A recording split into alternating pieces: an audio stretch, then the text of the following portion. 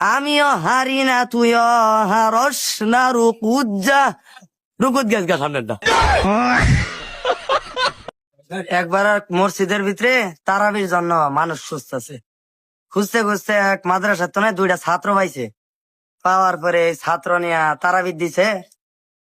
এই মাদ্রাসার তো 1 কিলো পরিমাণ দূরে যার লাগে। 27 নাম্বার ভাড়া তো হইলো কোরআনের ভিতরে সহজ। এই দুই বন্ডাই কি করছে, সারা রাস্তা গান গুন হইনা গেছে, বন্ডামি করে গেছে, ভালা করে পড়ছে না। যাই এরা নামাজের ভিতরে করছে কি, এডার তো দিছে ইমাম সাহেব। এটা নামাজের ভিতরে যাইয়া আয়াত কইতে কইতে হঠাৎ করে গেছে গা বুঝলা। পাশের ডায় তো বুঝছে না। পাশের ডায় কইতাস কি, ফালাম্মা বুঝছি না আবার ক। ও না, সামনের ডায় তো কিছুই কর পাইতাস না। পাশের ডায় বুদ্ধি করে কইলো কি, আমিও হারি না তুইও হারস না রুকুত যা রুকুত গেছ গা সামনের দা।